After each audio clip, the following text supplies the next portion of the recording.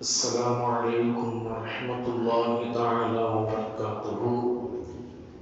بسم الله الحمد لله. கண்ணியத்திற்கும் பெருமதிப்பிற்கும் உரிய அல்லாஹ்வின் நல்லடியார்களே, அல்லாஹ்வினுடைய மாபெரும் கிருபையினால் இந்த மகத்துவமான மஸ்ஜிதிலே சுபஹ் தொழுகையை தொழுதுவிட்டு நல்லது கேட்டு அமல் செய்வதற்காக வேண்டி அமர்ந்திருக்கிறோம். இந்த நல்ல தருணத்தில் நபிகள் நாயகம் ஸல்லல்லாஹு அலைஹி வஸல்லம் அவர்களுடைய சமூகத்திற்கு எல்லா நபி தோழர்களும் ஒன்று கூடியிருந்தார்கள். அவ்வாறு நபி ஸல்லல்லாஹு அலைஹி வஸல்லம் அவர்கள் சஹாபாக்களோடு கலந்துரையாடக்கூடிய அந்த சமயத்தில் ஒரு பெண்மணி வெகு தூரத்திலிருந்து நபிகளாரை சந்தித்து ஒரு அன்பளிப்பை கொடுக்க வேண்டும் என்று வந்து நபி ஸல்லல்லாஹு அலைஹி வஸல்லம் அவர்கள் அமர்ந்த அந்த இடத்திற்கு பக்கமாக திரைக்கு அப்பால் நின்று நபிகள் நாயகம் ஸல்லல்லாஹு அலைஹி வஸல்லம் அவர்களுக்கு சலாம் சொன்னார்கள். நபி ஸல்லல்லாஹு அலைஹி வஸல்லம் அவர்களும் அவர்களின் தோழர்களும் அதற்கு பதில் சொன்னார்கள். பதில் சலாம் சொல்லிவிட்ட பிறகு அந்த பெண்மணி சொன்னார்கள், யா ரசூலல்லாஹ், தங்களுக்காக வேண்டிய என்னுடைய கைகளினால் நெய்து இந்த வெண்ணிற ஆடையை உங்களுக்காக வேண்டி தைத்து கொண்டு வந்திருக்கிறேன். இதை தாங்கள் அணிந்து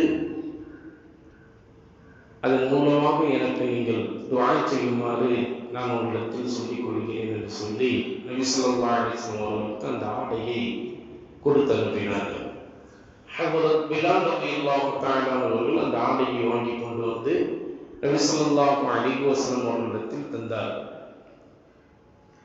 தந்ததுமே நபி ஸல்லல்லாஹு அலைஹி வஸல்லம் அவர்கள் அந்த ஆடையை பார்த்தார்கள்.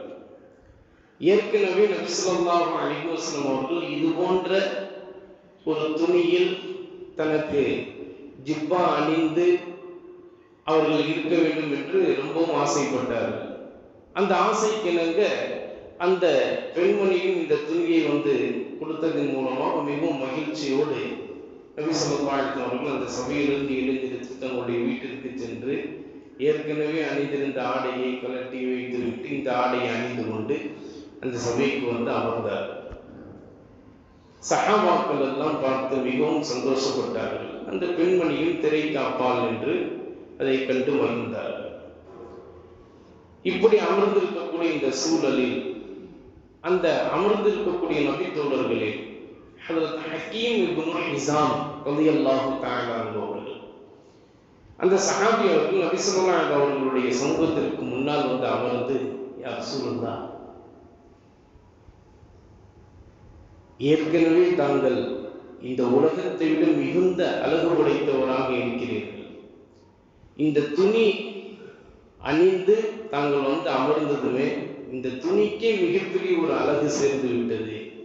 ரொம்பவும் அழகாக இருக்கிறீர்கள் யா ரசூலல்லாஹ் என்று அந்த சஹாபி அவர்கள் சொன்னாங்க. நம்ம இப்போ வந்து கல்யாண மாப்பிள்ளையோ அல்லது வேற யாரையும் நல்லா டிப்டாப்பா ட்ரெஸ்ஸு அணிஞ்சிட்டு வந்தாங்க, சூப்பராக ட்ரெஸ் போட்டுருக்கேப்பா, ட்ரெஸ்ஸு உனக்கு ரொம்ப அழகாக இருக்குது, நல்லா கரெக்டாக போட்டுருக்க, மேட்சாக போட்டுருக்க அப்படி நம்ம சொல்லுவோம்ல, அப்படி ஒரு பாராட்டுவோம்ல. அந்த மாதிரி ஹக்கீம் இப்னு ஹிஸாம் ரலியல்லாஹு தஆலா பாராட்டி பேச நபி ஸல்லல்லாஹு அலைஹி வஸல்லம் உடனே கேட்டாங்க, என்ன ஹக்கீம், இந்த ஆடை உனக்கு தேவையா, நீ போடணும்னு ஆசைப்படுறியா அப்படின்னு கேட்டாங்க. அவர் உடனே ஆமா யா ரசூலல்லாஹ் அப்படின்னு சொல்லிட்டாரு. உடனே நபி ஸல்லல்லாஹு அலைஹி வஸல்லம் எழுந்திருத்து வீட்டிற்கு சென்று ஏற்கனவே அணிந்த ஆடையை அணிந்து இந்த ஆடையை கலைந்து வந்து கையில் எடுத்துக்கொண்டு வந்து ஹக்கீம் இப்னு ஹிஸாம் ரலியல்லாஹு தஆலா அவர்களிடத்துல கொடுத்தாங்க. இப்போ நபி ஸல்லல்லாஹு அலைஹி வஸல்லம் வீட்டிற்கு சென்று வருவதற்கு இந்த இடையில மற்ற சஹாபாக்கள்லாம் சொன்னாங்க, என்ன ஹக்கீம் இப்படி பண்ணிட்டு, நபி ஸல்லல்லாஹு அலைஹி வஸல்லம் எவ்வளவு அந்த பெண்மணி வந்து கொடுத்த உடனே அந்த ஆடையை எவ்வளவு சந்தோஷமா அணிந்து கொண்டு அவங்க வந்து சபையில் உட்கார்ந்தாங்க. அந்த விஷயமே நமக்கு தெரிஞ்சது. அந்த ஆடை மேல நபி ஸல்லல்லாஹு அலைஹி வஸல்லம் அவங்களுக்கு அவ்வளவு மஹப்பத்துன்னு தெரியுது. இப்படி தெரிஞ்ச பிறகு நீ இப்படி கேட்கலாமா, இப்படி கேட்டுட்டீங்க நீ, அப்படின்னு சொல்லி பேசிக்கொண்டு இருக்க, அப்ப அந்த சஹாபி அவர்கள் சொன்னாங்க, ஸல்லல்லாஹு அலைஹி அவர்கள் அணிந்த ஆடையை நான் எதற்கு கேட்டேன் என்று சொன்னா, நபி அவர்களுடைய முபாரக்கான உடலில் பட்ட அந்த துணி, அந்த துணியின் மூலமாக நான் என்னுடைய உடலில் அந்த ஒரு பரக்கத்தை எடுத்துக்கொள்ள வேண்டும் என்றுதான் நான் கேட்டேன். மற்றபடி வேற எந்த எண்ணமும் எனக்கு அந்த மாதிரியான ஒரு சின்ன குலத்தனமான எண்ணம்லாம் எனக்கு இல்லை. நான் இந்த உயர்ந்த ஒரு எண்ணத்துல தான் நான் கேட்டேன் அப்படின்னு சொல்லிக்கிட்டு இருக்கிறாரு. நபி ஸல்லல்லாஹு அவர்கள் கொடுத்தாங்க. இந்த நபிமொழியை அறிவித்த ஹஜ்ரத் அப்துல்லாஹ் இப்னு மஸ்ஊத் ரலியல்லாஹு தஆலா அவர்கள் சொல்றாங்க, ஹக்கீம் இப்னு ஹிஸாம் ரலியல்லாஹு தஆலா அவங்களுடைய தேவையை நபி ஸல்லல்லாஹு அவர்கள் உடனே நிறைவேற்றினார். பிறருடைய தேவைக்கு முன்னுரிமை கொடுத்தார்கள் நபி ஸல்லல்லாஹு அவர்கள்.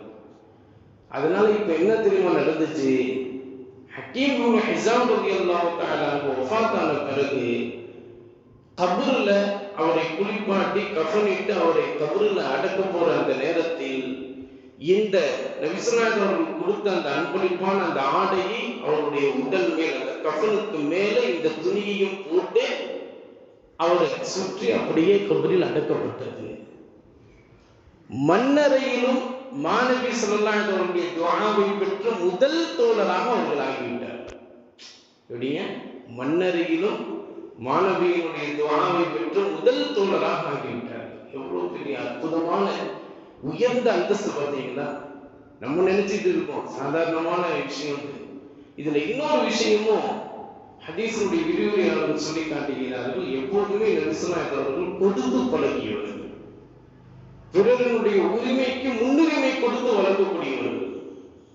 தங்களுடைய தேவை இருந்தாலும் கூட ஒரு பொருள்ல தங்களுடைய தேவையை ஒதுக்கிவிட்டு பிறருக்கு இந்த பொருள் அதிகமான தேவையோ அல்லது அவர்களுக்கு தேவை என்று படுகிறது என்று உடனே அவங்க யோசிச்சாலே அந்த பொருளை அப்படியே கொடுத்து விடுவார்கள்.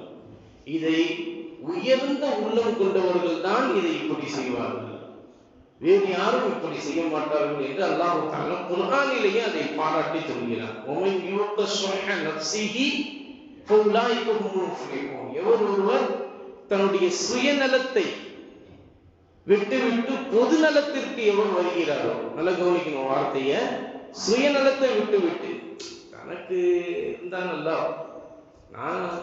நான் எல்லாத்துக்குமே கரெக்டா இருக்கேனா, நான் எனக்கு எல்லாம் வந்துருச்சா, மற்றவர்களுக்கு வந்துச்சா, பிறருக்கு வந்துச்சா, வரலையா, அதை பற்றி என்னன்னா எனக்கு கிடையாது. அதை பற்றி ஒரு இதெல்லாம் அந்த சிந்தனையே எனக்கு தேவையில்லைங்க.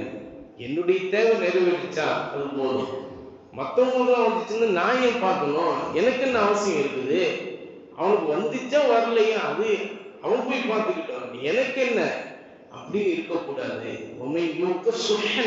ஒருவர் தன்னுடைய சுயநலத்தை விட்டுவிட்டு பொதுநலத்திற்கு எவர் வருகிறாரோ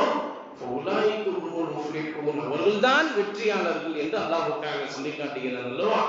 அந்த வகையில் தான் நபி ஸல்லல்லாஹு அலைஹி வஸல்லம் அவர்கள் பிறருடைய உரிமைக்கு முன்னுரிமை கொடுத்தவர்களாக அவர்கள் வாழ்ந்தார்கள். அதுபோலத்தான் சஹாபாக்களும் தங்களுடைய வாழ்க்கையில எப்போதுமே மற்றவர்களுடைய ஆசையை நிறைவேற்றக்கூடியவர்களாக, தங்களுடைய தேவை இருந்தாலும் மற்றவர்களுடைய அந்த தேவையை நிறைவேற்றக்கூடியவர்களாக அவர்கள் வாழ்ந்தார்கள். அதனால்தான் அல்லாஹ் தஆலா அவர்களை திருப்தியாக ஏற்றுக்கொண்டார், அவர்கள் அல்லாஹ்வை திருப்தியாக ஏற்றுக்கொண்டார்கள் என்று சொல்லி ரலியல்லாஹு அன்ஹும் வரது அன்ஹு என்று அல்லாஹ் தஆலா குர்ஆனில் சொல்லி காட்டுகிறார். இதுதான் நம்முடைய பரம்பரையில முன்னால் வாழ்ந்த முன்னோர்கள் எல்லாருமே இப்படித்தான் வாழ்ந்தார்கள். நம்முடைய ஊர்ல எந்த ராமநாதபுரம் எடுத்துக்கிட்டாலும் சரி, சீர்காழி எடுத்துக்கிட்டாலும் சரி, மயிலாடுதுறை எடுத்துக்கிட்டாலும் சரி, ஏர்வாடி எடுத்துக்கிட்டாலும் சரி, கீழக்கரை எடுத்துக்கொண்டாலும் சரி, எல்லா காலகட்டத்திலும் வள்ளல் சீதக்காதி என்று சொல்றாங்க.